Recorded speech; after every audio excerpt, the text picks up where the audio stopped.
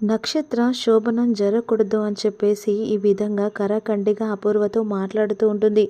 ఖచ్చితంగా ఈ శోభనం జరగవలసిందే అని చెప్పేసి గోరంట చెప్పబోతుండగా గోరంట చెంప పగల కొడుతుంది. అప్పుడు గోరంట రెండు చెంపలు పట్టుకొని ఆశ్చర్యంగా చూస్తూ ఉంటుంది. ఇక మమ్మీ అని చెప్పేసి నక్షత్ర గట్టిగా అరుస్తుంది.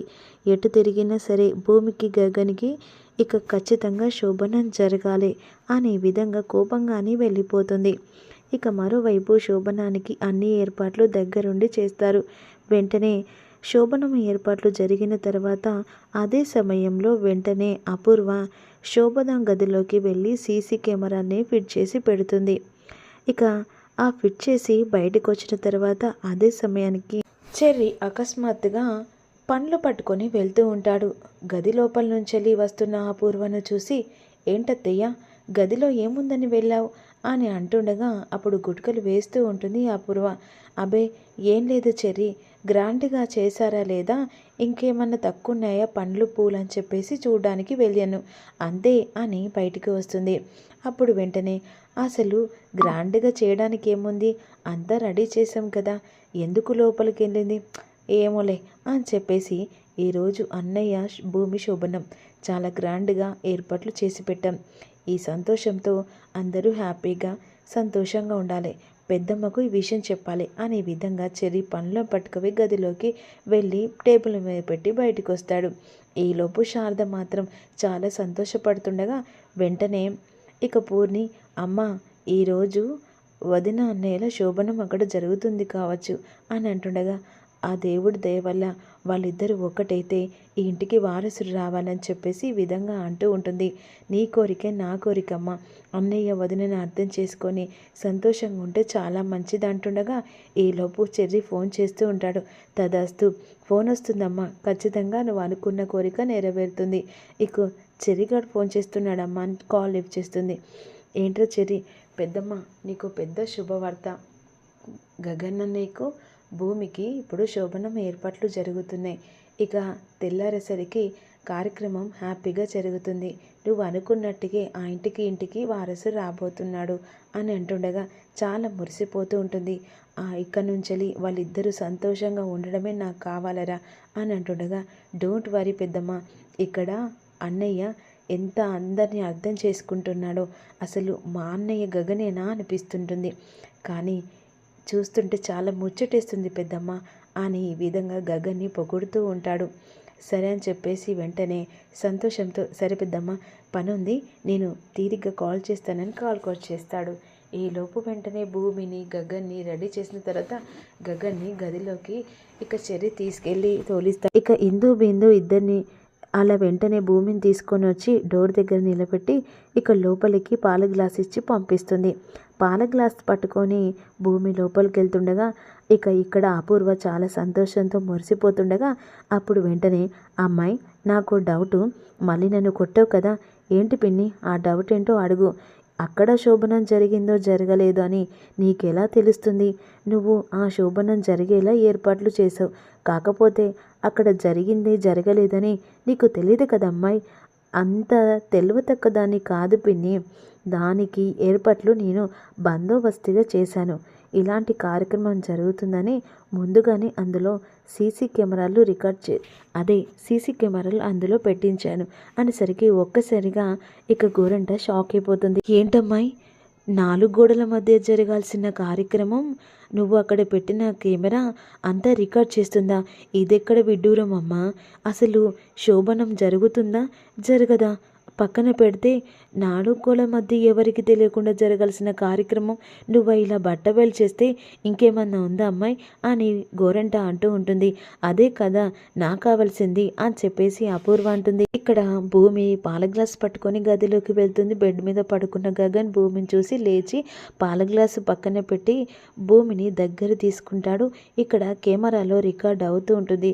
అలా దగ్గర తీసుకొని భూమికి నుదుట మీద ముద్దు పెడుతూ ఉంటాడు. అలా వెంటనే భూమిని హగ్ చేసుకొని ముద్దు మీద ముద్దు పెడుతుండగా వెంటనే ఇక ఒక్కసారిగా సిగ్గుపడిపోతూ ఆ కెమెరాకు చాటుగా వెళ్ళిపోతుంది. ఇక కెమెరాకు చాటుగా వెళ్ళేసరికి భూమిని కొంగు పట్టి లాగేస్తాడు. ఇక అలా పూల తొట్టి పట్టుకునేసరికి పూల తొట్టిలో పెట్టిన కెమెరా కాస్త అటువైపున పడుతుంది. ఇక వెంటనే వీళ్ళ కార్యక్రమం అలా జరిగిపోతుంది. ఇక్కడ పూల తొట్టిలో పెట్టిన ఆ కెమెరా కాస్త కింద పడిపోగానే ఇక్కడ రికార్డు ఏది కాదు. వెంటనే అలా కార్యక్రమం జరిగిన తర్వాత తెల్లారిపోతుంది కదా. భూమి గగన్ కిందికి వచ్చేస్తారు. ఫ్రెష్ అప్ అయి కిందికి వచ్చిన తర్వాత వాళ్ళిద్దరిని చూసి మురిసిపోతూ ఉంటాడు అటు కృష్ణప్రసాద్. మరోవైపు శరత్చంద్ర కూడా తన మనసులో వారసత్వం వస్తుందని చెప్పేసి సంబరపడిపోతూ ఉంటాడు. అలా కార్యక్రమం జరిగిన తర్వాత వెంటనే గదిలో నుంచి టిఫిన్ తినడానికి కిందికి వస్తుంది. ఇక వెంటనే అపూర్వ అదనంగా చూసుకొని భూమి గదిలోకి వెళ్ళి సీసీ కెమెరా పూల తొట్టులో పెట్టింది కింద పడిపోతుంది కదా, దాని గురించి అటు ఇటు చూస్తుండగా కింద పడిపోయిన కెమెరాను తీసుకొని గబగబా తన రూమ్లోకి వెళ్తుంది.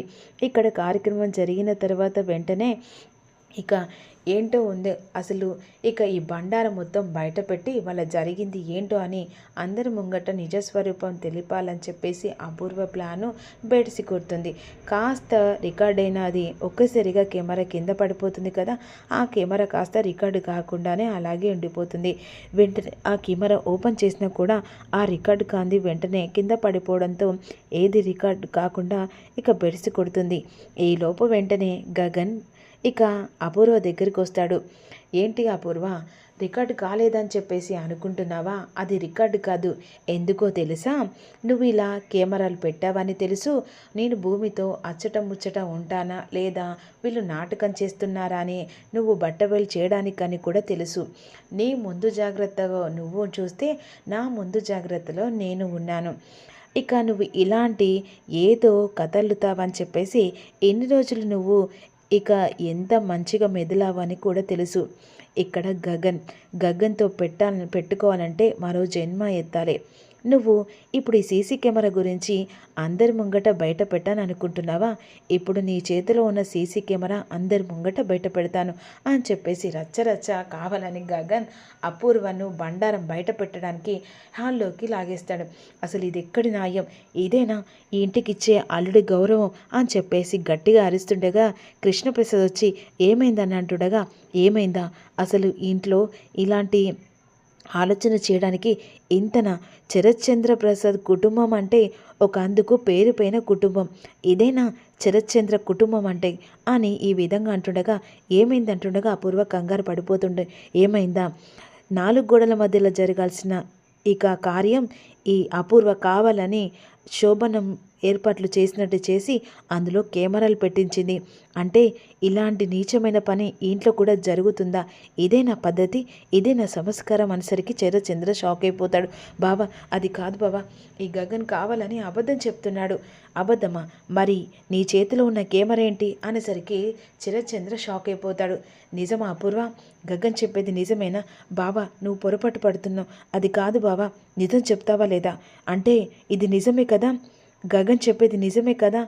అంటే ఇది కావాలని చెప్పేసి మమ్మల్ని ఇక్కడికి పిలిపించి అవమానం చేసి మమ్మల్ని పరువు తీయాలని అనుకున్నారన్నమాట అని చెప్పేసి గగన్ అంటుండగా శరత్చంద్ర కోపంతో అపూర్వ చెంప పగలు కొడతాడు.